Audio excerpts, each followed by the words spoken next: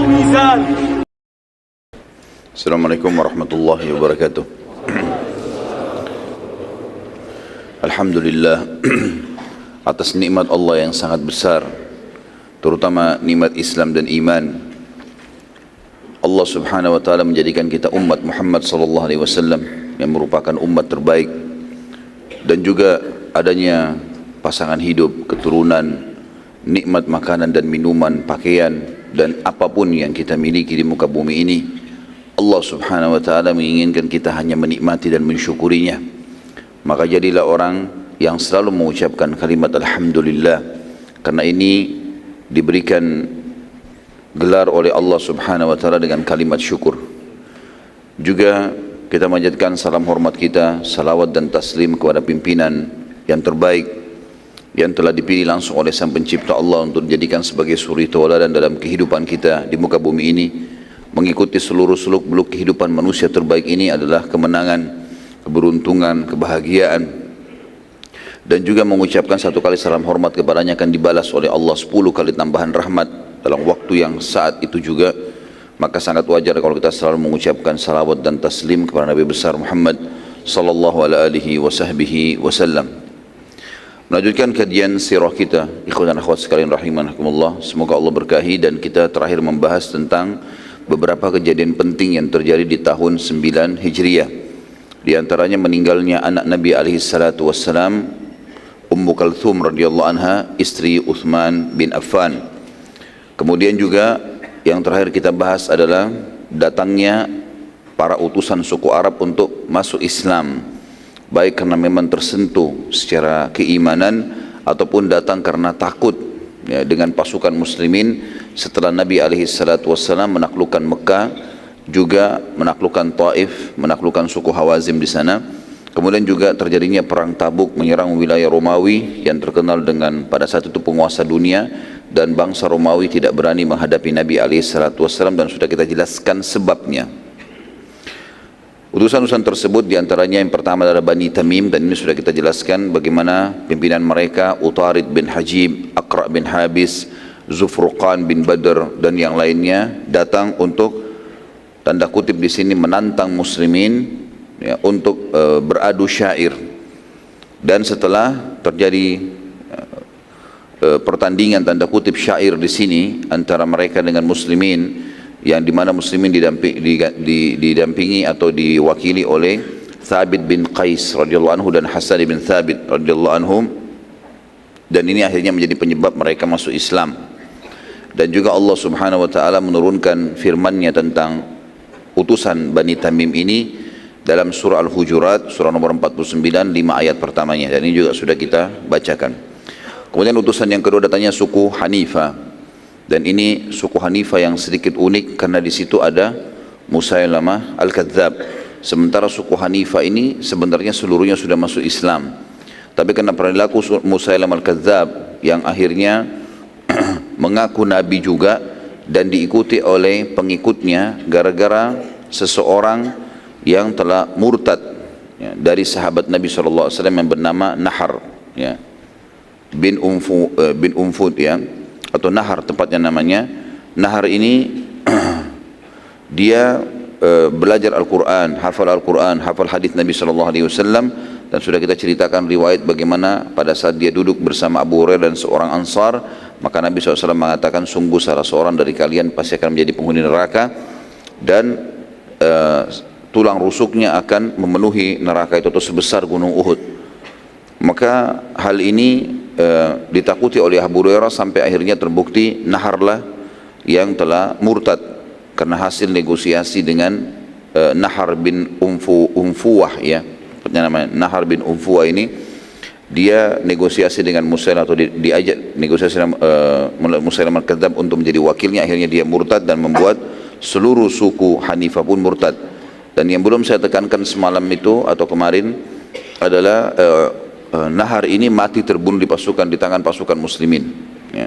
Setelah penyerangan wilayah Yamamah dan terbunuhnya Musailamah Al-Kadzab, Nahar pun terbunuh di tangan muslimin. Kemudian juga sudah kita ceritakan tentang suku Tai yang dipimpin oleh Adi bin Hatim ya, bagaimana Adi bin Hatim pada saat pasukan muslimin menyerang ke sana, dia melarikan diri ke negeri Syam bersama istri dan anaknya. Akhirnya adik perempuannya tertawan dan ringkas cerita adiknya pun masuk Islam. Lalu menyusul Adi bin Hatim ke negeri Syam, kemudian menawarkan kepadanya untuk masuk Islam karena dianggap adiknya dewasa. Maka adiknya menyarankan agar dia masuk Islam dan tidak ada sesuatu yang lebih mulia daripada menjadi sahabat Nabi SAW. Dan setelah tiba di Madinah dia membuktikan kalau Nabi SAW adalah seorang Nabi karena melihat beberapa kasus diantaranya pada saat sedang menuju ke rumah Nabi SAW. Dia melihat bahwasanya ada seorang wanita tua yang sempat memegang tangan Nabi SAW dan mengajaknya berbicara untuk memenuhi hajatnya. Maka dia mengatakan ini berarti bukan raja tapi ini adalah Nabi. Kemudian dia masuk ke rumah Nabi SAW, tidak ditemukan apa-apa, rumahnya sangat sederhana. Maka dia pun menganggap ini tidak mungkin raja, karena kalau cuma sekedar raja pasti punya istana. Tapi ini Nabi, dia pemimpin, tapi rumahnya begini sederhana. Dan pada saat mau duduk, Nabi SAW mendahulukan Adi bin Hatim untuk memakai tikarnya, ya, sementara Nabi SAW duduk di tanah. Dan yang mengagetkan sekali Adi pada saat itu dan akhirnya dia masuk Islam, gara-gara Nabi SAW tahu kalau dia beragama apa? Rakusia. Dan setelah dia syahadat pun dia ikut sholat bersama Nabi SAW, dan dalam sholat Nabi SAW sengaja membaca ayat untuk meluruskan akidah Adi, yaitu membaca surah At-Taubah ayat 31 tentang banyaknya rahib-rahib dan pendeta-pendeta yang disembah selain Allah Subhanahu Wa Taala, selain mereka juga mentuhankan Al-Masih Isa alaihissalam. Dan setelah sholat Adi sempat bertanya, wahai Rasulullah, kami enggak pernah menjadikan pendeta-pendeta kami sebagai Tuhan-Tuhan saingan atau sekutu Allah. Maka Nabi SAW, bukankah mereka menghalalkan para pendeta-pendeta itu apa yang telah Allah haramkan? Tadinya tidak boleh, lalu mereka bolehkan. Maka kalian pun ikut menghalalkan itu, dan mereka baliknya mengharamkan yang telah dihalalkan, lalu kalian juga mengharamkannya. Maka Adi pun mengatakan, betul ya Rasulullah, kata Nabi SAW, itulah ibadah kalian kepada mereka.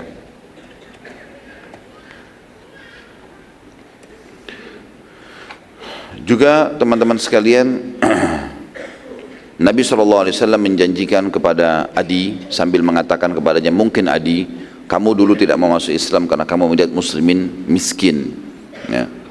Demi Allah kau akan melihat nanti satu waktu kekayaan-kekayaan dunia ini di tangan umatku, kaum muslimin. Mungkin yang membuat dulu kau tidak mau masuk Islam karena kau menganggap muslimin punya rumah-rumah gubuk, ya. Demi Allah nanti istana-istana Babilonia pun ada di tangan muslimin.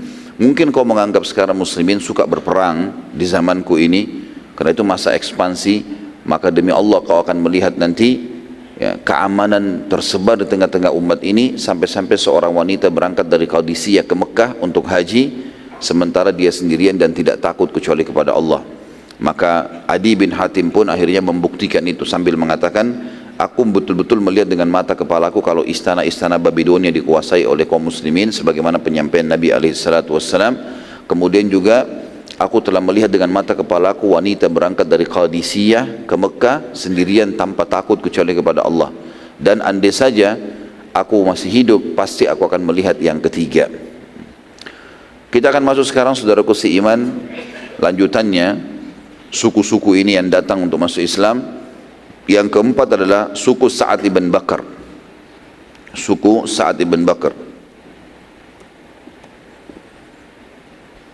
Pemimpin suku ini, suku Sa'ad bin Bakar ini bernama Dumam bin Tha'labah. Dumam bin Tha'labah. Dia terkenal sekali dengan ilmu firasahnya atau ilmu farasah, ya, orang Arab bilang. Farasah ini adalah ilmu yang bisa mengetahui orang yang dihadapannya bohong atau jujur dari wajah dan omongannya. Jadi kalau kita sekarang mempelajari bahasa tubuh, ya, mungkin teman-teman di militer mengetahui masalah ini, ya, baik di Polri atau di TNI mungkin lebih tahu masalah ini atau mempelajari secara khusus, ataupun mungkin teman-teman kita dari sisi medis, ya, para teman-teman psikiater ini mengetahui. Umumnya juga subhanallah orang-orang mukmin diberikan farasah ini, ya. Mereka bisa tahu orang ini bohong atau tidak, tapi itu tentu dari feeling, dan ini berbeda dengan sangka buruk, ya, karena memang dasarnya orang itu kelihatan dari bahasa dan gerak-gerik tubuhnya. Kaumnya berkata pada Dumam, wahai Dumam, pergilah dan temuilah Muhammad, lalu nilailah ia untuk kami. Kalau menurutmu ia jujur, maka kami akan beriman. Dumam pun pergi ke Madinah sebagai kepala suku Sa'ad bin Bakar ini dan memasuki masjid. Begitu dia masuk masjid, dia belum pernah lihat Nabi SAW. Lalu dia mengatakan, siapa di antara kalian anaknya Abdul Muttalib? Dia enggak katakan Nabi SAW dan sebutkan namanya. Nabi SAW lalu berkata, menjawab sambil duduk di saf di bagian tempat imam, lalu mengatakan, aku. Dan orang Arab zaman dulu, teman-teman sekalian, kalau kakek mereka terkenal, mereka suka menisbatkannya pada kakek. Karena Abdul Muttalib dikenal di Mekah, makanya dikatakan anak Abdul Muttalib, ya. Kata Dumam, wahai Muhammad, aku akan menanyakan kepadamu pertanyaan, jangan tersinggung dan marah, karena aku akan terang-terangan. Kata Nabi SAW, silahkan. Dumam lalu berkata, wahai Muhammad, siapa yang menciptakan langit dan siapa yang menciptakan dan meninggikan langit? Maka kata Nabi SAW, Allah. Dumam berkata lagi, siapa yang menghamparkan bumi? Dalam riwayat lain dikatakan, Dumam ini berkata, aku bertanya kepadamu, jawablah dengan jujur, siapa yang menciptakan langit dan meninggikannya? Nabi SAW mengatakan Allah. Siapa yang menghamparkan bumi? Aku bertanya lagi kepadamu, jujurlah, siapa yang menghamparkan bumi? Kata Nabi SAW, Allah. Lalu Dumam bertanya lagi, siapa yang menancapkan gunung-gunung di muka bumi ini? Kata Nabi SAW, Allah. Dumam lalu berkata lagi, aku bertanya padamu atas nama Allah yang telah menciptakan dan meninggikan langit, menghamparkan bumi dan menancapkan gunung-gunung. Apakah Allah yang telah mengutusmu pada kami? Nabi SAW pada saat itu lagi berbaring. Ya, biasanya Nabi SAW tradisi kalau lagi ngobrol sama sahabatnya, kadang-kadang duduk, kadang-kadang beliau ittika, beliau meletakkan siku kanannya di tanah, kakinya yang ngelonjor alaihissalam, lalu berbicara dengan para sahabat, menunjukkan waktu itu adalah waktu santai. Maka pada saat mendengarkan ini, tadinya Nabi SAW lagi berbaring lalu duduk, karena pentingnya pertanyaan ini. Ditanya atas nama Allah pencipta langit, meninggikan, pencipta langit dan bumi dan menancapkan gunung-gunung. Maka Nabi SAW pun menjawab dengan sangat yakin dan tegas, iya. Dumam berkata lagi, aku bertanya atas nama Allah. Ya, pada saat itu langsung dia mengatakan begini, aku bersaksi bahwa saya tidak ada Tuhan yang berhak disembah selain Allah dan engkau adalah benar utusannya. Syahadat dia. Dumam berkata lagi, aku bertanya padamu atas nama Allah yang telah menciptakan dan meninggikan langit dan menghamparkan bumi dan menancapkan gunung-gunung. Apakah Allah yang telah memerintahkan kepadamu menyampaikan kepada kami agar sholat 5 waktu sehari? Kata Nabi SAW, iya. Dumam lalu berkata lagi, aku menanyakan lagi padamu atas nama Allah yang telah menciptakan dan meninggikan langit, menghamparkan bumi dan menancapkan gunung-gunung. Apakah Allah yang memerintahkanmu kepada kami agar menyampaikan kepada kami mengeluarkan zakat dari harta-harta kami? Kata Nabi SAW, iya. Dumam tanya lagi, aku menanyakan padamu atas nama Allah yang telah menciptakan dan meninggikan langit, menghamparkan bumi, menancapkan gunung-gunung. Apakah Allah memerintahkan kepadamu agar memerintahkan kami untuk puasa Ramadan selama sebulan? Kata Nabi SAW, iya. Dumam bertanya lagi, aku bertanya kepadamu atas nama Allah yang telah menciptakan dan meninggikan langit, menghamparkan bumi, menancapkan gunung-gunung. Apakah Allah yang memerintahkan kamu agar kami haji ke Baitillah, ke Ka'bah? Kata Nabi SAW, iya. Kata Dumam langsung, demi Allah, aku tidak akan menambah dan menguranginya. Ini aku pegangi. Lalu Dumam pun pulang ke kaumnya dan mengajak mereka masuk Islam. Nabi SAW waktu melihat Dumam pergi, beliau mengatakan, sungguh beruntung bila ia benar. Kalau orang ini jujur, benar. Riwayat lain, siapa yang ingin melihat salah satu penghuni surga, maka lihatlah orang ini. Ya, artinya betul-betul Nabi SAW mendapatkan wahyu kalau orang ini adalah jujur. Ya. Dan di sini teman-teman sekalian, yang dimaksud dengan dari awal dari ilmu farasah segala macam, Dumam bertanya sesuatu yang benar dan dia ingin jawaban yang tidak gugup, ya, tidak ragu. Jadi bukan berarti farasa ini nebak-nebak orang, enggak. Memang faktanya pada saat dia bertanya, orang itu gugup menjawab. Kalau orang benar pasti dia gampang menjawabnya. Apa kamu tadi ke masjid? Iya, selesai. Jadi kalau enggak dia pasti ragu untuk menjawab. ada Allah SWT berikan beban dalam jiwanya untuk menjawab, karena dia tahu dia dirinya bohong gitu. Maka Dumam gara-gara itu masuk Islam, dan semua sukunya masuk Islam gara-gara ini. Dan ini juga menandakan teman-teman sekalian pelajaran di sini, bolehnya seseorang bertanya hal yang dia perlukan untuk menambah keyakinannya. Kita tahu dalam Al-Quran bagaimana Ibrahim alaihissalam meminta kepada Allah SWT agar diperlihatkan bagaimana menciptakan hewan-hewan. Waktu ditanya, bukankah kau sudah beriman? Kata Ibrahim apa? Bala, walakin yatma'inna qalbi. Benar, tapi aku ingin tenangkan hatiku, memastikan ini adalah benar semuanya. Jadi boleh saja. Ya, begitu juga Musa alaihissalam minta agar diperlihatkan kepada Allah, diperlihatkan Allah SWT, sampai akhirnya dia tidak mampu melihatnya dan dia lebih yakin lagi tentang kebenaran Allah Subhanahu wa taala. Jadi bolehnya bertanya di sini kalau memang diperlukan dan untuk menguatkan keyakinan. Selain daripada ini, kalau bertanya hanya untuk ya menyaingi para ulama atau para dai sekarang, atau sengaja mencari-cari kesalahan mereka, ini semua mazmum, ini enggak boleh. Ya, Nabi SAW melarang untuk belajar ilmu agama untuk menyaingi para ulama, niatnya untuk bersaing dengan mereka, ini tidak benar. Tapi bagaimana kita belajar untuk mendapatkan ilmu. Selanjutnya ini yang kelima ya, tadinya Bani Tamim, ya betul, yang kelima ya.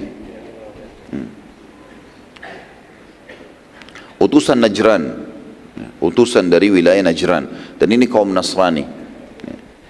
Mereka Najran ini seluruh wilayahnya Nasrani.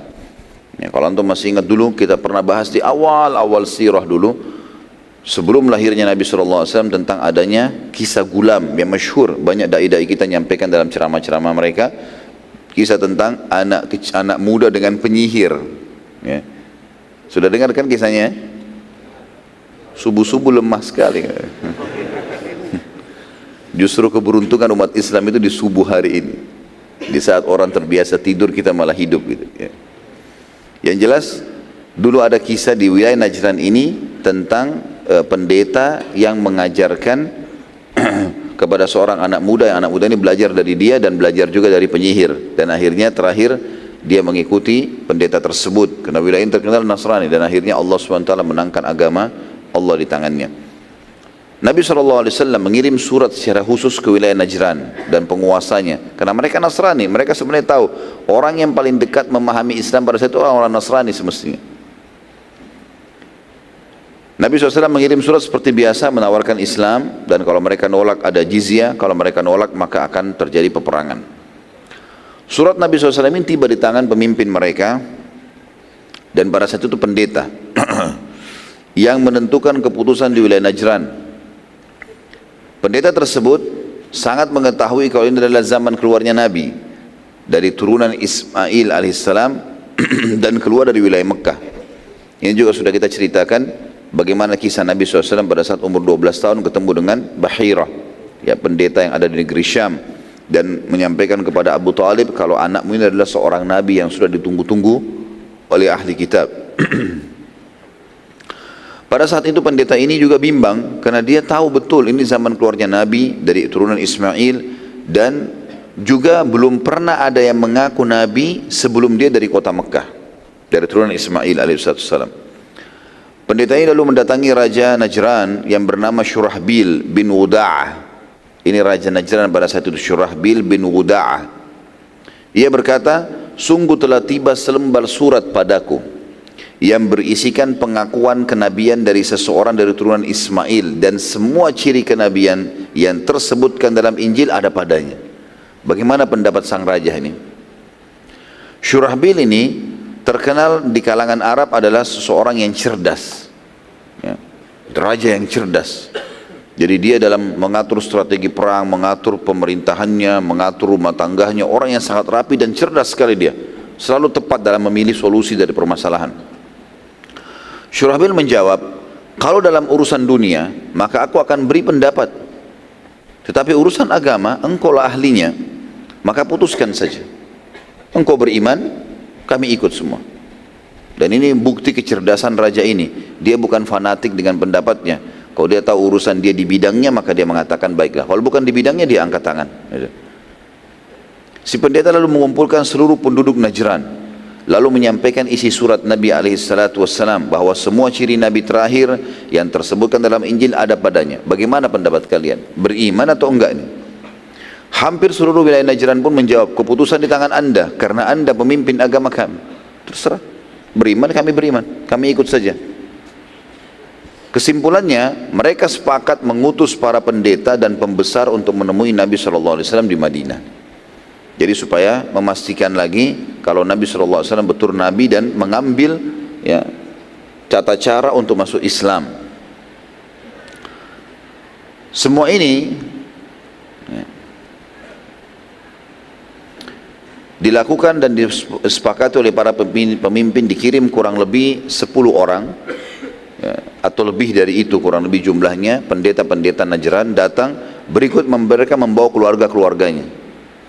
Dan untuk menguji Nabi SAW, mereka datang dengan menggunakan baju-baju ya, mahal mereka, bahkan mereka menggunakan pakaian pada saat itu dari emas dan sutra, serta menggunakan tunggangan terbaik mereka, kuda-kuda kerajaan dikirim oleh Raja Syurahbil tadi.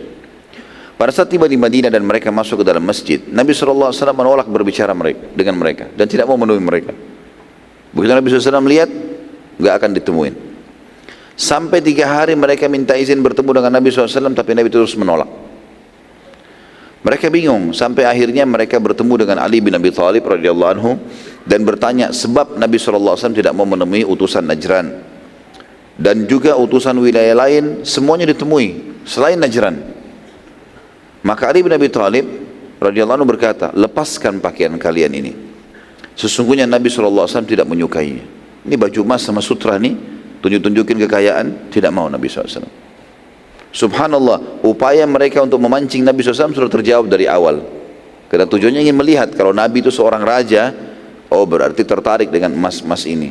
Gitu kan? Akhirnya dia mengatakan, berikanlah kepadaku baju itu, atau dia langsung merangkul mereka atau apa saja. Tapi Nabi SAW disuruh tidak mau temui, tidak mau dilihat. Nabi datang sholat, temuin utusan lain, lalu kemudian tinggalkan. Setelah mereka melepas pakaian mereka yang penuh dengan glamor tadi, maka masuklah mereka ke masjid, kemudian minta waktu bertemu dengan Nabi SAW, dan Nabi SAW menerima mereka seakan-akan tidak pernah terjadi apa-apa gitu.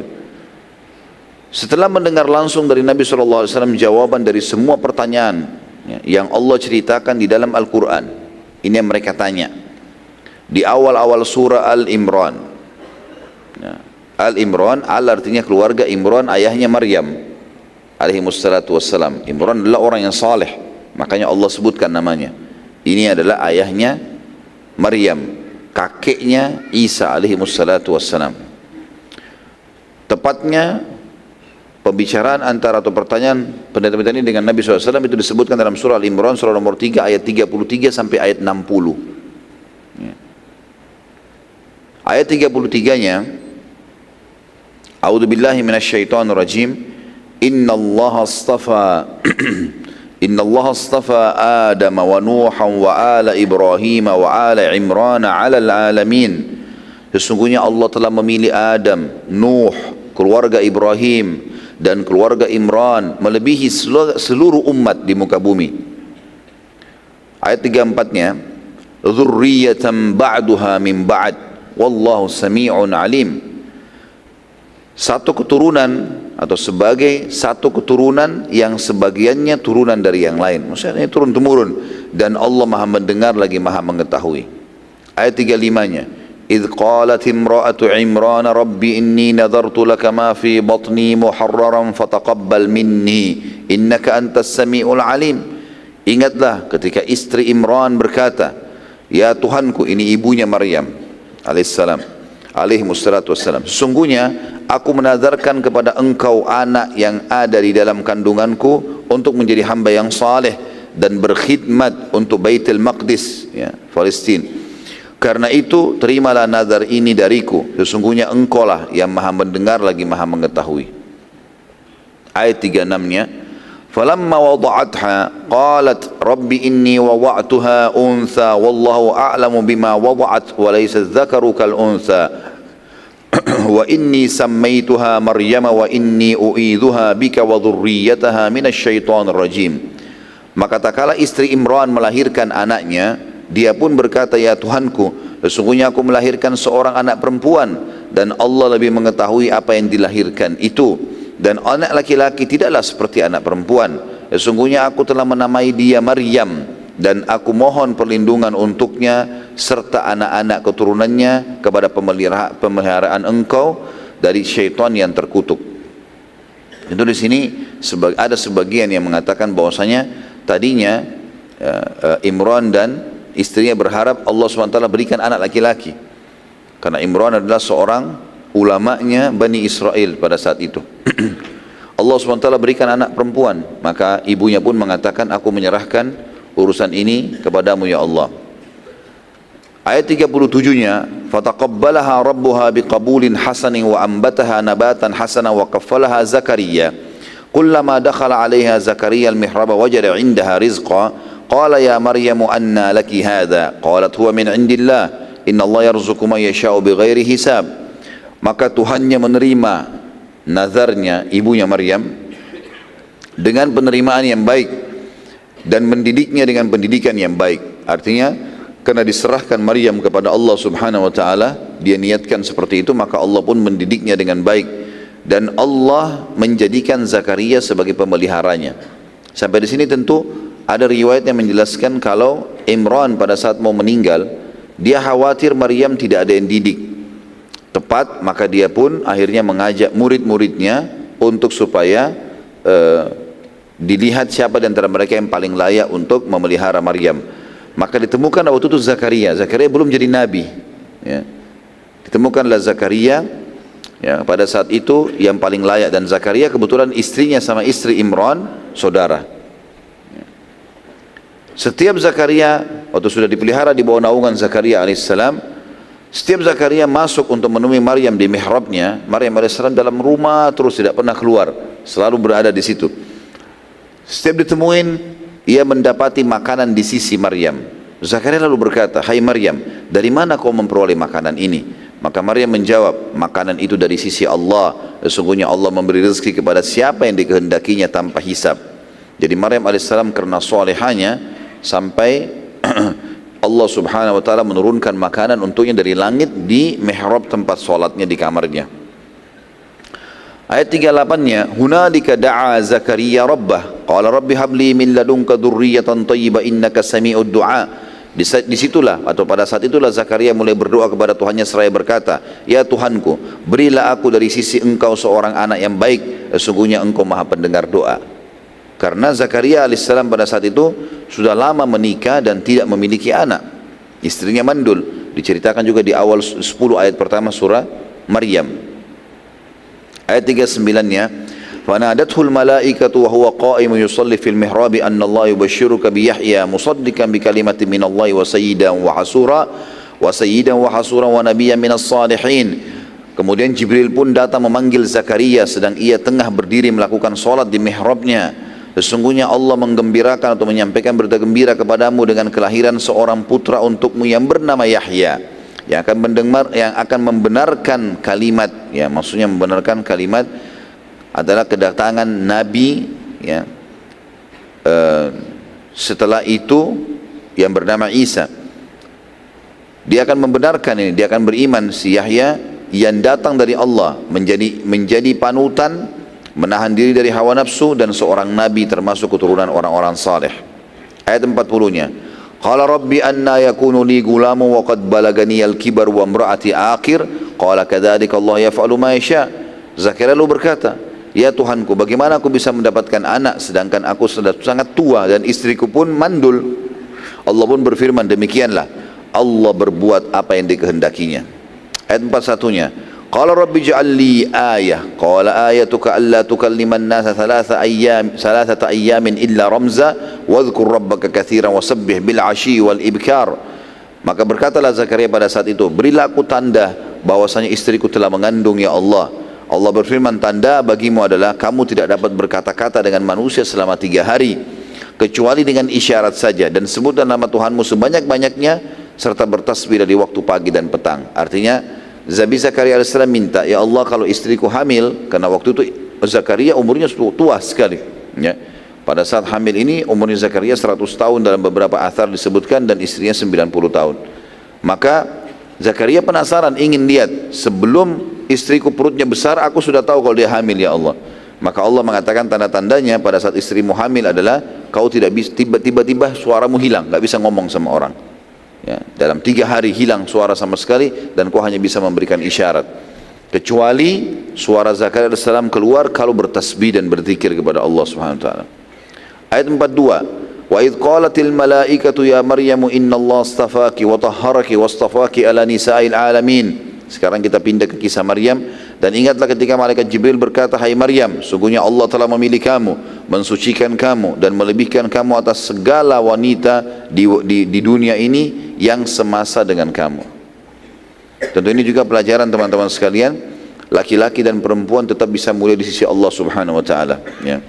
Walaupun memang semua nabi-nabi dari kalangan laki-laki, tetapi bukan berarti wanita tidak diberikan posisi yang tinggi di sisi Allah SWT. Keberadaan Isa alaihissalam justru karena kesolehannya ibunya Maryam alaihimussalatu wassalam. Ayat 43-nya, ya Maryam uqnuti li rabbiki wasjudi warka'i ma'ar raki'in. Hai Maryam, taatlah kepada Tuhanmu, sujud dan rukuklah bersama orang-orang yang rukuk. Artinya sebagian ulama tafsir bilang salatlah berjamaah. Ayat 44-nya, dzalika min amba'il ghaibi nuhihi ilaik wa ma kunta ladaihim idh yulquna aklamahum ayyuhum yakfulu Maryam wa ma kunta ladaihim idh yakhtasimun. Yang demikian itu adalah sebagian dari berita-berita gaib yang kami wahyukan kepadamu hai Muhammad. Semua tadi yang disampaikan itu kau tidak tahu, padahal kamu tidak hadir berserta mereka pada saat itu ketika mereka melemparkan anak-anak panah mereka untuk mengundi siapa di antara mereka yang akan memelihara Maryam, dan kamu tidak hadir di sisi mereka ketika mereka bersengketa. Artinya waktu Imran akan meninggal dunia, ini murid-muridnya dikasih pilihan, siapa kira-kira itu diundi siapa yang akan memelihara Maryam. Ayat 45-nya, idh qalatil malaikatu ya Maryamu innallaha yubashshiruki bikalimatin minhu ismuhu Masihu Isa ibn Maryam. Idh qalatil malaikatu ya Maryamu innallaha yubashshiruki bikalimatin minhu ismuhul Masihu Isa ibn Maryam wajihan fid dunya wal akhirah wa minal muqarrabin. Ingatlah ketika malaikat berkata, hai Maryam, sesungguhnya Allah menggembirakan kamu atau menyampaikan berita gembira kepadamu tentang kelahiran seorang putra yang diciptakan dengan kalimat. Maksudnya membenarkan, ya, kedatangan seorang nabi yang diciptakan, ya, pada saat itu, maksudnya membenarkan risalah nabi-nabi sebelumnya dan Nabi Muhammad SAW setelahnya, yang datang dari sisi Allah, namanya Al-Masih Isa putra Maryam, seorang terkemuka di dunia dan juga di akhirat, dan termasuk orang yang dekat dengan Allah. Ayat 46-nya, wa yukallimun nasa fil mahdi wa kahlan wa minas salihin, dan dia bisa berbicara dengan manusia dalam buaian, ya, dia bisa bicara sementara dia bayi kepada manusia, dan ketika sudah dewasa juga dia bisa menerangkan dengan agama Allah, dan dia termasuk orang-orang saleh. Ayat 47, qalat rabbi anna yakunu li waladun wa lam yamsasni bashar qala kadzalika yakhluqu ma yasha qala kadzalika yakhluqu ma yasha idza qada amran fa innama yaqulu lahu kun fayakun. Maryam berkata, ya Tuhanku, betapa mungkin aku mempunyai anak, bagaimana bisa, padahal aku belum pernah disentuh oleh seorang laki-laki pun. Allah pun berfirman melalui perantara Jibril alaihissalam, demikian Allah menciptakan apa yang dikehendakinya. Apabila Allah berkehendak menetapkan sesuatu, maka Allah hanya cukup berkata jadilah, maka jadilah ia. Ayat 48, wa yu'allimuhul kitaba wal hikmata wat taurata wal injil, dan Allah akan mengajarkan kepada Isa itu Alkitab, maksudnya adalah Injil, hikmah dan juga Taurat, juga Injil. Sebagian ulama mengatakan makna Alkitab di sini adalah menafsirkannya dengan pelajaran menulis, dan ada pula yang menafsirkan dengan kitab-kitab yang diturunkan Allah sebelum Taurat dan Injil. Ayat 49-nya, wa rasulan ila bani Israila anni qad ji'tukum bi ayatin min rabbikum anni akhluqu lakum minat tini ka hayati at-tayr anni akhluqu lakum minat tini ka hayati at-tayr fa anfukhu fihi fayakunu tayran bi idnillah wa ubri'ul akmaha wal abrasa wa uhyil mauta bi idnillah wa unabbi'ukum bima ta'kuluna wa ma tadakhiruna fi buyutikum inna fi dhalika laayatan lakum in kuntum mu'minin. Dan sebagai seorang rasul kepada Bani Israel yang berkata kepada mereka, sesungguhnya aku telah datang kepadamu dengan membawa satu mukjizat dari Tuhan kalian, yaitu aku membuat untuk kalian dari tanah Nah, tanah biasa dibentuk seperti burung, kemudian aku meniupnya, maka ia menjadi seekor burung dengan seizin Allah. Itu salah satu mukjizat Nabi Isa alaihissalam. Dan aku menyembuhkan orang-orang yang buta sejak dari lahirnya dan orang yang berpenyakit sopak. Dan aku menghidupkan orang mati dengan izin Allah. Ini salah satu mukjizat. Siapapun yang mau beriman butuh bukti, maka bisa orang matinya yang dia tunjuk dihidupkan oleh Isa alaihissalam. Tapi setelah itu meninggal lagi. Dan aku kabarkan kepada kalian apa yang kalian makan dan apa yang kalian simpan di rumah-rumah kalian. Sesungguhnya pada demikian itu adalah satu tanda-tanda kebenaran kerasulanku bagi kalian jika kalian sungguh-sungguh beriman. Ayat 50-nya, wa musaddiqan lima baina yadayya minat taurati wa liuhilla lakum ba'da alladhi hurrima alaikum wa ji'tukum bi ayatin min rabbikum fattaqullaha wa ati'un. Dan aku datang kepada kalian membenarkan Taurat yang datang sebelumku dan untuk menghalalkan bagimu atau bagi kalian sebagian yang telah diharamkan bagi kalian. Jadi ada yang diharamkan dalam Taurat, dalam Injil dihalalkan. Dan aku datang kepada kalian dengan membawa suatu tanda mukjizat dari Tuhan kalian, karena itu bertakwalah kepada Allah dan taatlah kepadaku. Ayat 51-nya, Innallaha rabbi wa rabbukum fa'budu hadha siratun mustaqim. Jadi ini semua nanti kita akan rincikan bagaimana dialog Nabi SAW terjadi dengan orang-orang Najran. Di sini ayat ini jelas-jelas bagaimana menggambarkan Isa AS bukan anak Tuhan, bukan Tuhan. Dan memang Isa pun berkata di ayat 51, sesungguhnya Allah Tuhanku dan Tuhan kalian, hai Bani Israel, maka sembahlah dia saja, itu jalan yang lurus, enggak boleh menyekutukannya. Ayat 52, falamma ahassa Isa minhumul kufra qala man ansari ila Allah qala al-hawariyuna nahnu ansarullahi amanna billahi washhad bi anna muslimun. Maka tak kala Isa mengetahui keingkaran mereka, Bani Israel, ada di antara mereka yang beriman, ada yang tidak, maka Isa pun berkata alaihissalam, siapakah yang akan menjadi penolong-penolong untuk menegakkan agama Allah?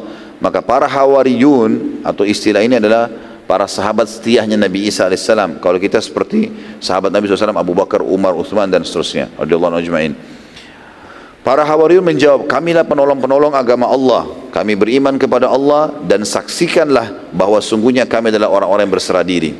Ayat 53-nya, Rabbana amanna bima anzalta wattaba'na ar-rasula faktubna ma'asyahidin. Ya Tuhan kami telah beriman kepada apa yang telah Engkau turunkan dan telah kami ikuti Rasul. Karena itu masukkanlah kami dalam golongan orang-orang yang menjadi saksi atas keesaan Allah. Ayat 54-nya, wa makaru wa makarallahu wallahu khairul makirin. Orang-orang kafir mulai mengatur tipu daya. Jadi zaman Nabi Isa alaihissalam pun banyak orang-orang yang kufur kepada beliau dan mengatur tipu daya untuk membunuh Isa. Dan Allah membalas tipu daya mereka, dan Allah sebaik-baik pembalas tipu daya. Ayat 55-nya, idh qala Allahu ya Isa inni mutawaffika wa rafi'uka ilayya wa mutahhiruka minal ladhina kafaru wa ja'ilul ladhina ittaba'uka fawqa alladhina kafaru wa ja'ilul ladhina ittaba'uka fawqa alladhina kafaru ila yaumil qiyamah thumma ilayya marji'ukum fa ahkumu bainakum fima kuntum fihi takhtalifun. Ingatlah ketika Allah berfirman, dan makna ingat dalam Al-Quran artinya pelajarilah. Hai Isa, sesungguhnya aku akan menyampaikan kepadamu atau menyampaikan kamu kepada akhir ajalmu dan mengangkat kamu kepadaku serta membersihkan kamu dari orang-orang kafir dan menjadikan orang-orang yang mengikuti kamu di atas orang-orang yang kafir hingga hari kiamat. Kemudian hanya kepada akulah engkau akan dikembalikan, dan aku memutuskan di antaramu dengan hal-hal atau di antara kalian hal-hal yang telah kalian perselisihkan. Nah, jadi waktu itu terjadi peperangan antara Nabi Isa alaihissalam dengan orang-orang yang kufur di antara kaumnya, ya. Sampai puncak-puncaknya mereka berusaha untuk membunuh dan mensalib Isa alaihissalam. Ayat 56-nya, fa ammal ladzina kafaru fa u'adzibum 'adzaban syadidan fid dunya wal akhirah wa ma lahum min nasirin. Adapun orang-orang kafir, maka aku akan siksa, kata Allah, mereka dengan siksa yang sangat keras di dunia dan juga di akhirat, dan mereka tidak memperoleh penolong. Ayat 57-nya, wa ammal ladzina amanu wa amilus solihati fa yuwaffihim ujurahum wallahu la yuhibbudz zalimin. Adapun orang-orang yang beriman dan juga mengerjakan amal-amal saleh yang telah diturunkan dalam Injil pada saat itu, maka Allah akan memberikan kepada mereka dengan pahala yang sempurna, ya, sebagai balasan amal-amal mereka, dan Allah tidak menyukai orang-orang zalim. Ayat 58, 3 ayat terakhir sampai ayat 60, dzalika natluhu 'alaika minal ayati wadh-dzikril hakim. Demikianlah kisah Isa kami membacakan kepadamu hai Muhammad sebagai bukti dari tanda-tanda kerasulannya, dan membacakan Al-Quran ini kepadamu dengan penuh hikmah. Artinya kalau bukan Nabi SAW, Nabi tidak mungkin bisa merincikan seperti ini.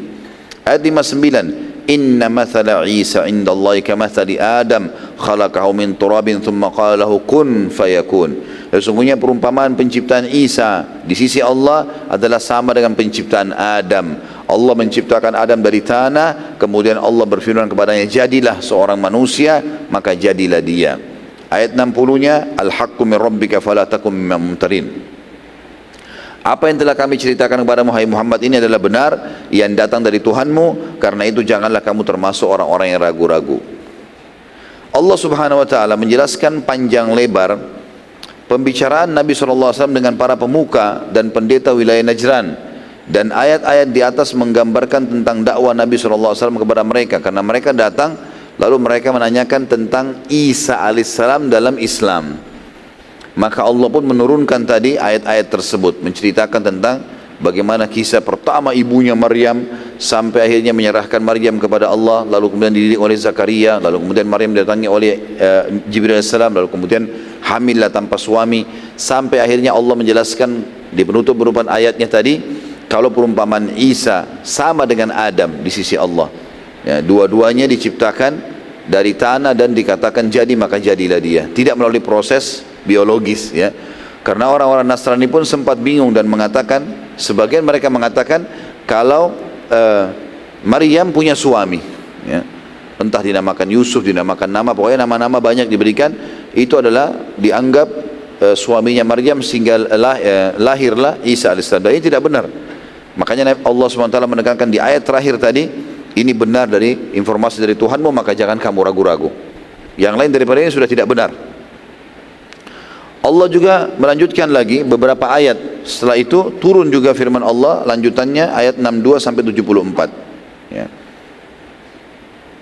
Yang bunyinya a'udzubillahi minasyaitonirrajim inna hadza lahuwal qasasul haqq wa ma min ilahin illallah wa innallaha lahuwal azizul hakim. Sesungguhnya ini adalah kisah yang benar tentang Isa dan ibunya alaihi wassalatu wassalam. Dan tidak ada Tuhan yang berhak disembah selain Allah, enggak ada sekutu bersamanya. Allah tidak punya anak, tidak beranak, tidak diperanakan, dan sesungguhnya Allah dialah yang maha perkasa lagi maha bijaksana. Ayat 63, fa in tawallau fa innallaha alimun bil mufsidin. Andai saja orang-orang Najran itu mereka berpaling setelah engkau jelaskan kebenaran ini hai Muhammad, maka sungguhnya Allah mengetahui orang-orang yang berbuat kerusakan. Ayat 64-nya, Qul ya ahlal kitab ta'alau ila kalimatin sawa'in bainana wa bainakum alla na'budu illallah wa la nusyrika bihi syai'an wa la yattakhidha ba'duna ba'dan arbaban min dunillah fa in tawallaw faqul ashhadu bi anna muslimun. Katakan kepada mereka, hai Muhammad utusan Najran yang datang, hai ahli kitab, marilah berpegang kepada suatu kalimat ketetapan yang tidak ada perselisihan antara kami dengan kalian, yaitu kita menyembah bahwa kita tidak sembah kecuali Allah, dan kita tidak mempersekutukan dia dengan sesuatu apapun, dan tidak pula sebagian kita menjadikan sebagian yang lain sebagai Tuhan selain Allah. Jika mereka berpaling setelah engkau sampaikan ini hai Muhammad, maka katakan kepada mereka, saksikanlah bahwa kami adalah orang-orang yang berserah diri kepada Allah. Ayat 65-nya, ya ahlal kitabi lima tuhajjuna fi Ibrahim wa ma unzilatit Tauratu wal Injilu illa min ba'di afala taqilun. Hai ahli kitab, mengapa kalian membantah tentang hal Ibrahim, ya. Jadi orang-orang Yahudi dan Nasrani ini ribut satu sama yang lain, masing-masing menganggap Ibrahim alaihissalam dari golongannya. Yahudi bilang Ibrahim golongan kami, Nasrani mengatakan Ibrahim golongan kami. Allah mengatakan, hai ahli kitab, mengapa kalian saling membantah tentang hal Ibrahim, padahal Taurat dan Injil tidak diturunkan melainkan sesudah Ibrahim? Apakah kalian tidak berfikir? Tidak ada hubungannya Ibrahim AS dengan Taurat dan Injil ini, gitu. Ayat selanjutnya 66, ha antum haulai hajajtum fima lakum bihi ilmun falima tuhajjuna fima laysa lakum bihi ilm wallahu ya'lamu wa antum la ta'lamun. Beginilah kamu, ya, sewajarnya bantah-membantah, atau beginilah kalian selalu bantah-membantah tentang hal yang kalian ketahui. Maka mengapa kalian bantah-membantah dengan hal yang tidak kalian ketahui? Allah mengetahui sedangkan kalian tidak mengetahuinya. Tentang Ibrahim AS. Ayat 67-nya, maka na Ibrahimu Yahudiyan wala Nasraniyan walakin kana hanifan muslim wa ma kana minal musyrikin. Ketahuilah Ibrahim bukan seorang Yahudi, bukan juga seorang Nasrani, akan tetapi dia adalah seorang yang lurus, lagi berserah diri kepada Allah, maksudnya orang yang bertauhid. dan sekali-kali bukanlah dia termasuk golongan orang-orang musyrik. Ya. Yahudi Nasrani pun membahasakan agama Ibrahim agama Hanif, agama yang lurus. Ayat 68, Inna awlan nasi bi Ibrahim lalladzina ittaba'uhu wa hadha an-nabiy walladzina amanu wallahu waliyul mu'minin. Sesungguhnya orang-orang yang paling dekat kepada Ibrahim adalah orang-orang yang mengikutinya, pengikut Nabi Ibrahim alaihissalam, dan Nabi ini maksudnya Muhammad sallallahu alaihi wasallam beserta orang-orang yang beriman kepada Muhammad sallallahu alaihi wasallam. Kita semua ini umatnya, dan Allah adalah pelindung orang-orang yang beriman. Ayat 69, waddat ta'ifatun min ahli kitab la yudillunakum wa ma yudilluna illa anfusahum ma yash'urun. Segolongan dari ahli kitab ingin menyesatkan kamu, padahal mereka sebenarnya tidak menyesatkan melainkan diri mereka sendiri, dan mereka tidak menyadari itu. Ayat 70, ya ahlal kitab lima takfuruna bi ayatillahi wa antum tashhadun. Hai ahli kitab, mengapa kalian mengingkari ayat-ayat Allah, Al-Quran maksudnya? Kenapa kalian ingkari ini? Padahal kalian mengetahui kebenarannya. Ayat 71, ya ahlal kitab lima talbisuna al-haqqa bil batil wa taqtumul haqqa wa antum ta'lamun. Hai ahli kitab, mengapa kalian mencampur adukan yang hak dengan yang batil? Ya. Maksudnya kalian menutup-nutupi apa yang disebutkan dalam Taurat dan Injil tentang kebenaran Al-Quran, dan menyembunyikan kebenaran padahal kalian mengetahui itu. Ayat 72-nya, wa qalat ta'ifatun min ahli kitabi aminu billadzi unzila 'alal ladzina amanu wajhan nahari wakfuru akhirahu la'allahum yarji'un. Segolongan lain dari ahli kitab, maksudnya orang-orang Yahudi di Madinah ada, mereka berkata satu sama yang lain, perlihatkanlah seolah-olah kalian beriman kepada apa yang diturunkan kepada orang-orang beriman itu, maksudnya sahabat-sahabat Rasulullah SAW. Pada permulaan siang, kalau ketemu pagi hari pura-pura beriman, dan ingkari di malam harinya, supaya mereka orang-orang mukmin itu kembali murtad, jadi kacaukan agama mereka. Ayat 73, dan ini dua ayat yang terakhir sampai 74 ya, yang kita saksi bahasankan. Wala tu'minu illa liman tabi'a dinakum qul innal huda hudallahi an yu'ta ahadun mithla ma utitum aw yuhajjukum 'inda rabbikum qul innal fadla biyadillahi yu'tihi man yasha'u wallahu wasi'un 'alim. Dan janganlah kalian percaya melainkan orang yang mengikuti agama kalian. Mereka berkata itu orang-orang Yahudi dan Nasrani. Katakanlah sesungguhnya petunjuk yang harus diikuti adalah petunjuk Allah, dan janganlah kalian percaya bahwa akan diberikan kepada seseorang seperti apa yang diberikan kepadamu, dan jangan pula kamu percaya bahwa mereka akan mengalahkan hujahmu di sisi Tuhanmu. Katakanlah sesungguhnya karunia Allah itu di tangan Allah. Allah memberikan kepada karunia-Nya kepada siapapun yang dikehendakinya, dan Allah maha luas karunia lagi maha mengetahui. Artinya kalian ahli kitab harus lebih tahu bahwasanya ini kebenaran. Kenapa harus ditolak? Ayat 74 dan terakhir di sini adalah yakhtassu bi rahmatihi man yasha wallahu dzul fadlil azim. Allah menentukan rahmatnya atau kenabian kepada siapa yang dia kehendaki, dan Allah mempunyai karunia yang besar. Selama 3 hari Nabi SAW mendakwai utusan Najran, terus berargumentasi dengan mereka, menjelaskan kalau Isa bukan anak Tuhan, dan ini ayat-ayat Al-Quran. Dibacakanlah surah tadi yang sudah kita bacakan, ini loh dalilnya, dalam ini keyakinan kami dan ini benar, dan kalian tahu Isa bukan anak Tuhan. Terus saja mendakwai mereka, dan mereka masih saja merasa ragu dan bimbang. Pertimbangan mereka banyak sekali ya, apakah ini benar, apakah ini salah. Terus saja, padahal mereka pendeta dan kebenaran sudah depan mata. Maka Nabi SAW setelah 3 hari tersebut menantang mereka untuk bermubahala. Keluarlah hukum mubahala di situ.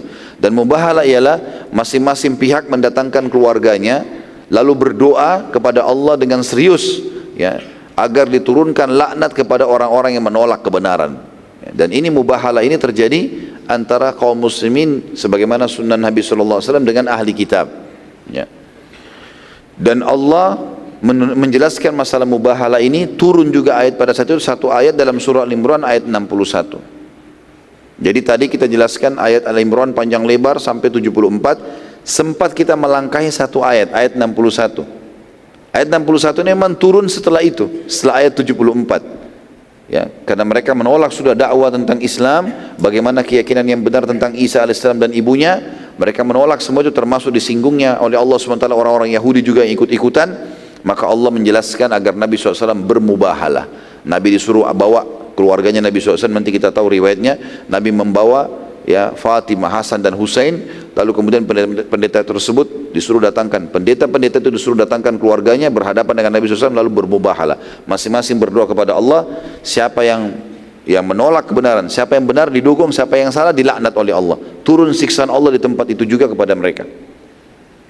Allah mengatakan, a'udzubillahi minasyaitonir rajim, Al-Imran 61-nya, "Faman hajjaka fihi min ba'di ma ja'aka minal ilmi faqul ta'alu nad'u abna'ana wa abna'akum wa nisa'ana wa nisa'akum wa anfusana wa anfusakum thumma nabtahil." Ini saksi bahasan. "Thumma nabtahil fanaj'al la'natallahi 'alal kadhibin." Siapa yang membantah wahai Muhammad tentang kisah Isa sesudah datang ilmu yang meyakinkan kamu, ini sudah pasti ini firman Allah turun, maka katakan kepada mereka, kalau kalian masih tolak untuk beriman, marilah kita memanggil anak-anak kami, ya. Marilah masing-masing kita panggil anak-anak kita, ya, anak-anak kami dan anak-anak kalian, istri-istri kami dan istri-istri kalian, diri kami dan diri kalian, kemudian marilah kita bermubahalah, ya, kepada Allah dan kita minta supaya laknat Allah ditimpakan kepada orang-orang yang dusta. Nabi SAW lalu mengajak para pendeta tersebut untuk bermubahalah pada saat itu, dan beliau membawa Hasan, Husain, Fatimah gitu, hadir bersama beliau dan menantang mereka untuk bermubahalah di sebelah sebuah gunung, ya, tepatnya di pinggir kota Madinah. Maka semua muslimin datang pada saat itu menyaksikan kejadian tersebut, dan para pendeta pun membawa istri dan anak-anak mereka. Saat semua sudah bertemu di dekat gunung tersebut dan akan dimulai mubahalah, maka tiba-tiba saja di atas gunung tersebut terdapat awan yang sangat gelap dan hitam, ya. Dan ini bukan awan yang biasa, bukan hanya sekedar mendung, tapi warna hitam yang sangat gelap, ya. Dan tiba-tiba saja, ya, pendeta-pendeta tersebut merasa ketakutan. Begitu juga dengan pimpinan mereka Syurahbil, karena raja mereka hadir pada saat itu dan berkata, demi Allah ini tanda tidak baik, bila ia benar sebagai nabi maka kita akan dilaknat sampai turunan kita. Syurahbil lalu berkata kepada para pendeta-pendeta dan tokoh-tokoh masyarakatnya pada saat itu, aku punya pendapat, kita tetap saja dalam agama kita, dan Muhammad sebagaimana sudah kita saksikan orang bijaksana dan dewasa, maka kita serahkan saja keputusan asal tidak meninggalkan agama kita. Terserah dia, yang penting jangan kita masuk Islam. Jadi mereka masih ragu saja. Maka para utusan Najran pun menemui Nabi SAW dan meminta pendapat, ya. Pada Nabi SAW ini tinggal berdoa, maka turun laknat kepada mereka. Nabi SAW berkata, aku khawatir bila aku beri keputusan lalu kalian menolak, maka akan terjadi murka Allah. Syurahbil berkata, aku raja dan mereka tidak akan menolak keputusanku. Apapun keputusanmu sekarang, ya asal jangan masuk Islam saja, kami setuju. Seperti itu. Maka Nabi SAW berkata, bila kalian tetap menolak Islam, maka kalian wajib membayar jizyah, bayar upeti, per orang harus bayar. Dan itu nanti disepakati setelah kasus ini. Kalau memang setuju jizyah, maka Nabi SAW akan tentukan per orang, per kepala bayar sekian dan seterusnya. Itu tergantung keputusan pemimpin setempat. Nabi SAW lalu berkata, bila kalian tetap menolak Islam, maka kalian akan bayar jizyah. Maka Syurahbil pun pulang dan berkata kepada para pendeta, kita akan membayar jizyah dan tidak mungkin kita menolak ini lagi, karena kalau tidak terjadi peperangan. Maka seluruh utusan Najran pun setuju dengan keputusan ini. Dengan keputusannya maka seluruh wilayah Najran akhirnya menjadi wilayah kekuasaan muslimin. Hanya saja mereka masih dalam keadaan Nasrani, dan pada saat itu berjalan jizyah, ya, dari penduduk Najran, ya, di masa hidup Nabi SAW.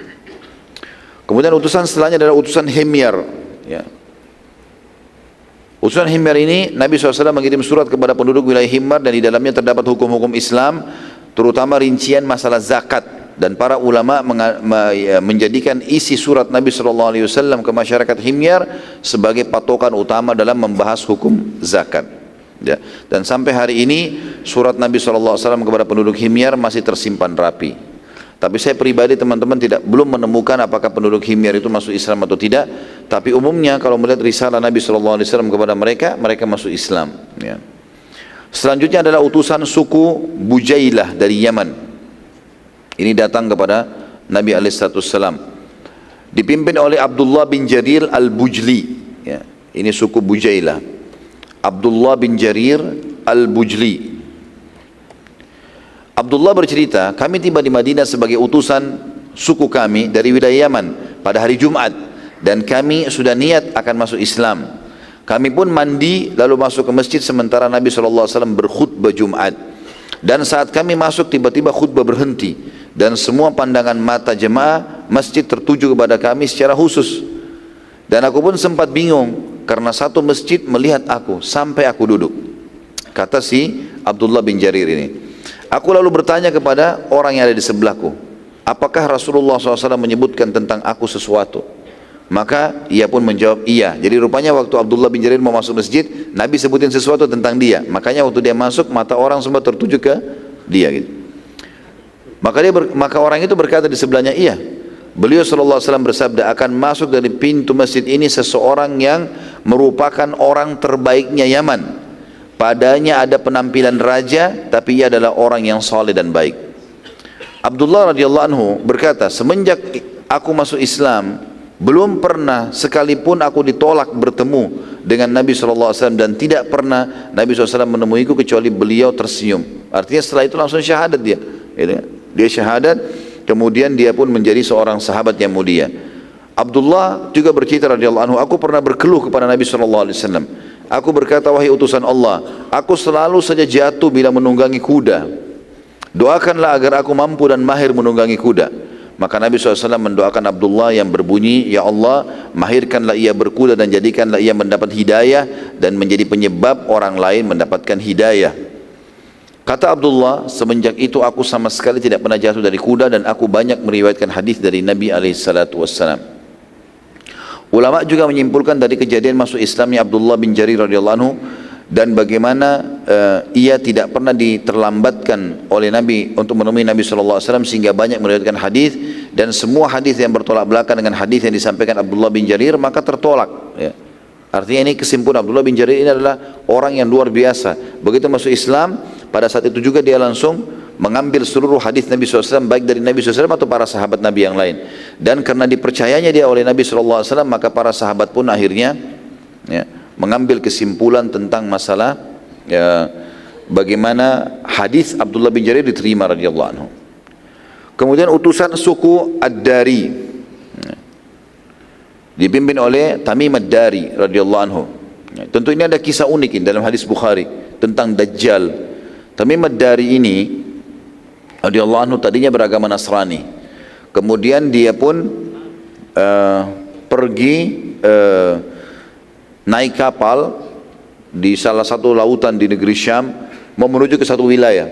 Rupanya di wilayah itu, di tengah lautan, kapal mereka dihantam oleh ombak yang keras sehingga mereka pun pingsan semuanya. Lalu mereka sadar pada saat kapal itu sudah terdampar di sebuah pulau. Dan mereka pada saat terbangun, mereka menemukan ada sosok ya, hewan yang berbulu tapi bisa berbicara. Ya. Dalam hadis disebutkan jassas, ya. Yang jelas dia duduk, dia berbicara mengatakan, datanglah ke tengah pulau ini karena ada orang yang mau menemui kalian. Maka kata Tamim Ad-Dari radhiyallahu anhu, waktu itu masih Nasrani, dia bilang, kami pun jalan ke tengah-tengah pulau, kami temukan ada seseorang yang sedang dibelenggu di dalam sebuah gua. Lalu dia pun bertanya kepada kami, kalian dari mana? Gitu kan. Pertama Tamim Ad-Dari mengatakan, kami bertanya, siapa engkau ini? Maka dia pun menjawab, aku tidak akan kemana-mana seperti kalian lihat, terbelenggu. Jawablah dulu pertanyaanku, baru aku jelaskan siapa aku. Maka dia pun berkata, kata Tamim Ad-Dari, kami pun berkata silakan bertanya. Lalu dia bertanya tentang sungai di Palestina, apakah masih ada? Kata Tamim Ad-Dari, masih ada. Kata dia, sebentar lagi akan hilang. Ya. Lalu kemudian ditanya lagi sama dia, apakah kalian, dari mana kalian? Mereka bilang dari Jazirah Arab. Ya. Maka kata orang tersebut, apakah kalian sudah mendengar keluar seorang nabi yang tidak bisa baca dan menulis? Kata dia, kata Nabi dari, iya. Saya teman-teman mengatakan iya. Apa yang dia lakukan sekarang? Kata Tamim Ad-Dari, kami mendengar dia sudah meninggalkan kotanya Mekah menuju ke Madinah. Maka orang itu berkata, apakah dia sudah melakukan itu? Kata mereka, iya. Gitu. Ditanya, closing hadis, penutup hadis adalah, apakah kalian sudah beriman kepadanya? Maka kata Tamim Ad-Dari, belum. Lalu kemudian orang itu berkata, pulanglah dan berimanlah kepadanya sebelum aku keluar, karena aku adalah Dajjal yang akan keluar di akhir zaman nanti. Ini dijelaskan dalam hadis Bukhari, hadisnya panjang sekali, saya simpulkan tadi. Kemudian Tamim Ad-Dari sama teman-temannya langsung kembali ke kapalnya dan tidak jadi melanjutkan perjalanan karena kejadian ini. Kemudian mereka pun membalik kapal tersebut menuju ke kota Madinah. Subhanallah, begitu tiba di Madinah, begitu masuk di masjid Nabi SAW, Nabi SAW baru saja selesai menceritakan tentang Dajjal. ciri-cirinya Dajjal, dia akan keluar akhir zaman dan seterusnya. Tamim ad-Dari langsung duduk dan mengatakan, wahai Rasulullah, dia nggak bilang lagi wahai Muhammad, sudah yakin. Ya. Kami memiliki cerita, seperti inilah ceritanya, diceritain sama dia. Waktu dia menceritakan tentang Dajjal, Nabi SAW mengatakan sebentar, kumpulkan muslimin, kumpul semua muslimin, dengarkan baik-baik apa yang disampaikan orang ini untuk membuktikan kebenaran riwayat yang telah Nabi SAW sampaikan sebelumnya. Baru saya Nabi SAW cerita tentang Dajjal, lalu ini bukti lapangan orang ini menemukannya. Dan ini juga sebagian ulama berpegang pada hadis yang mengatakan Dajjal sudah ada. Ya. Cuma kuasa Allah SWT diletakkan di mana, Allahu a'lam. Karena di situ juga tidak disebutkan di pulau mana. Keadaannya Tamim ad-Dari dan teman-temannya pingsan pada saat itu. Akhirnya terjadilah masuk Islam Tamim ad-Dari radhiyallahu anhu dan menjadi seorang sahabat yang mulia. Kemudian utusan suku Harith bin Ka'ab. Pada tahun 9 Hijriah, Nabi SAW mengutus Khalid bin Walid menyerang suku Harith bin Ka'ab, yang akhirnya membuat mereka menyerahkan diri dan mengutus utusan mereka ke Madinah. Para utusan mereka datang, maka pertama kali Nabi SAW berkata-kata dengan sangat tegas dan menjadi penyebab semua suku Arab berdatangan tanpa tunggu lagi diserang. Jadi karena suku ini tidak mau datang, Nabi SAW menunggu sekarang. Setelah perang Tabuk, semua harus datang masuk Islam. Yang tidak datang diserang. Beliau SAW berkata, apakah kalian diserang terlebih dahulu baru mau datang masuk Islam? Nabi SAW mengurangi perkataan tersebut sampai berulang-ulang kali. Lalu Nabi SAW menutup perkataan mengatakan, demi Allah, bila setelah Khalid bin Walid datang pada kalian dan kalian tetap juga tidak mau masuk Islam, maka aku akan menjadikan leher-leher kalian di bawah telapak kakiku. Artinya aku akan membunuh, hukum mati. Kenapa kamu masuk Islam? Sampai akhirnya pimpinan mereka berdiri dan berkata, sungguh Allah dan Rasulnya lebih pantas dimuliakan. Demi Allah, wahai utusan Allah, bukan anda juga Khalid yang telah membuat kami datang, tetapi Allah. Maka Nabi SAW menjawab, benar. Setelah kejadian perkataan Nabi SAW tersebut kepada suku Harith tadi, maka tersebar berita bahwasanya Nabi SAW mulai hari ini tidak akan lagi berlemah lembut kepada orang yang menolak Islam di Jazirah Arab. Harus datang semuanya. Dan setelah kejadian masuk Islamnya suku-suku Arab, maka Nabi SAW mengutus ke Yaman untuk mengutus beberapa sahabat untuk menjadi da'i di Yaman. Dua orang sahabat yang masyhur adalah Abu Musa al-Asy'ari dan Mu'adz bin Jabal radhiyallahu anhu menjadi da'i di Yaman. Nabi SAW juga menitip pesan kepada keduanya agar jangan berselisih. Lalu Nabi SAW memeluk Mu'adz bin Jabal seraya berkata kepadanya, mungkin aku tidak akan menemuimu lagi setelah tahun ini. Maka Mu'adz pun menangis seraya mengatakan, sungguh Nabi SAW sudah berpamitan, artinya akan meninggal dunia. Dan gara-gara ini juga teman-teman sekalian, semua suku-suku datang masuk Islam. Setelah suku Harith ini semuanya tidak terkecuali Jazirah Arab datang semuanya. Maka turunlah surah An-Nasr pada saat itu. Surah nomor 105, 3 ayat utuh. Ya, ini antum hafal lah pasti. Ya. Ini sudah paling disukai di Indonesia karena dipakai dalam sholat. Tapi turunnya pada waktu itu. Ya. A'udzubillahi minasyaitonir rajim. Idza jaa nasrullahi wal fath wa ra'aitan nasa yadkhuluna fi dinillahi afwaja fasabbih bihamdi rabbika wastaghfirhu innahu kana tawwaba. Apabila telah datang pertolongan dan kemenangan dari Allah, jadi Allah sudah berikan kemenangan, Nabi SAW mutlak, tidak ada lagi yang bisa melawan kaum muslimin pada saat itu, sampai Romawi pun ketakutan.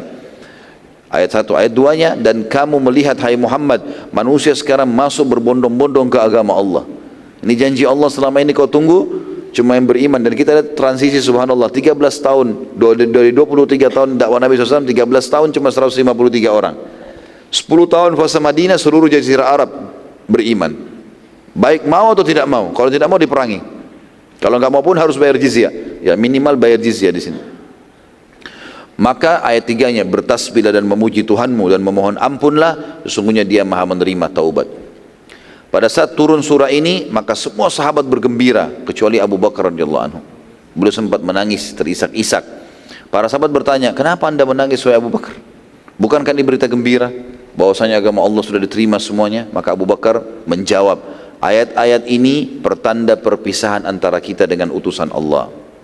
Maka Nabi SAW pun mengatakan, Abu Bakar benar. Artinya sudah turun ayat ini, agama Allah sudah menang, berarti yang diutus sudah selesai tugasnya, akan meninggal. Dan tidak ada sahabat yang tangkap pada saat itu kecuali Abu Bakar.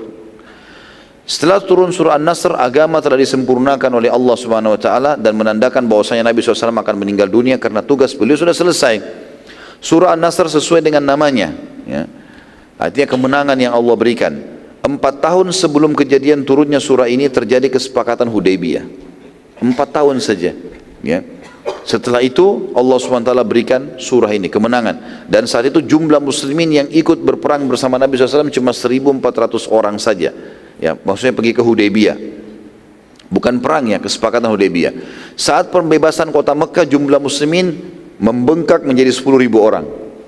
Dari 1.400 jadi 10.000 orang. Ini selisihnya juga cuma 1 tahun atau 2 tahun. Kemudian setelah itu, setelah turun surah ini, jumlah muslimin menjadi 100.000 orang. Ya. Bahkan terus berkembang sampai menjelang hari kiamat. Tentu saja kita tahu bahwasanya muslimin sekarang penduduk bumi yang paling banyak. Ya, dari 7,5 miliar kita populasinya setengah dari dunia ini. Hanya dalam 23 tahun dakwah Nabi SAW. Dan kita lihat di sini teman-teman, yang dibutuhkan 2, sabar dan yakin. Kita balik, yakin dan sabar. Yakin terhadap kebenaran agama Allah SWT dan tidak mungkin salah apa yang sedang kita yakini, dan sabar dalam menyampaikannya. Ibnu Abbas radhiyallahu anhu berkata, makna ayat-ayat surah ini An-Nasr adalah sudah saatnya engkau meninggal wahai Muhammad, dan sekarang tugas pengikutmu mengembang Islam. Sudah selesai agama ini, kamu sekarang harus ya meninggal, dan akhirnya umatmu yang akan mengembangkan ayat ini. Sebagai penutup teman-teman sekalian, kalimat yang saya tulis terakhir di sini masalah hikmah yang kita ambil. Perang Tabuk adalah perang terakhir Nabi SAW. Ini adalah peperangan terakhir Nabi SAW, dan Islam sudah sempurna dari seluruh sisinya. Dari pensyariatan hukum-hukum sudah sempurna, nggak ada lagi yang turun setelah itu. Surat-surat ke seluruh pemimpin dunia sudah disampaikan. Seluruh dunia sudah mengenal pada saat itu. Surat Nabi SAW sudah sampai, baik ada yang menolak ataupun beriman. Dengan ditawarkan Islam kepada mereka, dan juga sebelum Nabi SAW meninggal, maka seluruh suku-suku Arab termasuk Islam, yang menandakan bahwasanya Islam sudah menyebar Jazirah Arab. Dan juga wilayah negeri Syam, utara Jazirah Arab, akan terbuka di akhir hidup Nabi SAW. Nanti Nabi bentuk pasukan Usama bin Zaid untuk menyerang ya wilayah negeri Syam, gitu kan. Memang sudah mau ekspansi rencananya, tapi memang Allah sudah menakdirkan berbeda Nabi SAW meninggal sebelum itu terjadi. Dan nanti kita tahu ekspansi terjadi di zaman Umar bin Khattab, baik itu ke negeri Syam, adanya perang Yarmuk, baik itu ke timur Jazirah Arab, ya ke wilayah Persia, Irak, Iran, Afghanistan dan Rusia, ada Qadisiyah. Kemudian juga ada peperangan menembus Mesir. Ini terjadinya perang Yarmuk di negeri Syam ini tahun 15 Hijriah. Nabi SAW meninggal tahun 11 Hijriah. Jadi 4 tahun setelah itu terjadi. Kemudian ada Qadisiyah tahun 16 Hijriah. Kemudian Mesir, pembukaan Afrika daerah barat Jazirah Arab itu tahun 20 Hijriah. Dan ini teman-teman sekalian, dalam hitungan tahun yang sedikit saja Islam sudah menyebar di mana-mana. Dan ini menandakan sekali lagi tentang kebenaran agama Islam. Wallahu a'lam. Insyaallah pertemuan akan datang nanti kita akan bahas tentang haji wada Nabi SAW, haji perpisahan beliau, lalu wasiat-wasiatnya, ayat-ayat yang turun pada saat itu. Kemudian juga kita akan menceritakan insyaallah pertemuan akan datang nanti masalah prosesi kematian Nabi SAW, pemakaman beliau, dan juga penobatan Abu Bakar radhiyallahu anhu menjadi khalifah sebagai pengganti beliau. Allahu a'lam. Baik, sampai sini insyaallah bahasannya. Mudah-mudahan apa yang kita bahas selama ini bermanfaat buat kita, dan Allah jadikan sebagai tambahan amal kita pada hari kiamat. Semoga seluruh amal yang pernah kita kerjakan, yang sedang kita kerjakan dan akan kita kerjakan ke depan sampai menjelang ajal datang nanti diterima dengan pahala yang sempurna dan benar sesuai dengan Allah dan Rasulnya inginkan. Dan semoga semua dosa yang pernah kita lakukan, sengaja tidak sengaja, kecil ataupun besar, samar ataupun nyata, semuanya diganti dengan kemahamuran Allah menjadi pahala. Dan semoga Indonesia menjadi negara yang aman, tentram, damai, seluruh umat Islam di bawah naungan ukhuwah Islamiyah, diangkat perselisihan di antara mereka, dan dalam hal ibadah mereka kembali kepada Al-Quran dan Sunnah. Dan semoga saja Allah mengaruniakan pemimpin muslim yang adil, yang kembali kepada Al-Quran dan Sunnah, dan menjadi contoh bagi negara-negara yang lain. Dan semoga saja Allah SWT menolong saudara kita di Palestina, di Syria, di Yaman, di Irak, di Myanmar, di Ahsa, di mana mereka sedang tertindas. Semoga Allah SWT memberikan kepada mereka kemenangan, pertolongan, dan juga mengikut sertakan kita bersama mereka di pahala, baik dengan doa, dengan harta, juga dengan jiwa kita. Dan semoga Allah Subhanahu wa taala menyatukan kita semua yang mengikuti acara ini di masjid ini, mengikuti acara kita live, dan juga mengikuti acara ini dengan mengulang-ulangnya atau menyerahkan atau menyebarkan kepada orang muslimin agar bermanfaat. Semua disatukan di surga firdausnya tanpa hisab. ya, sebagaimana kita disatukan dalam majlis ilmu ini. Subhanakallahumma bihamdika asyhadu an la ilaha illa anta astaghfiruka wa atubu ilaik. Wassalamualaikum warahmatullahi wabarakatuh.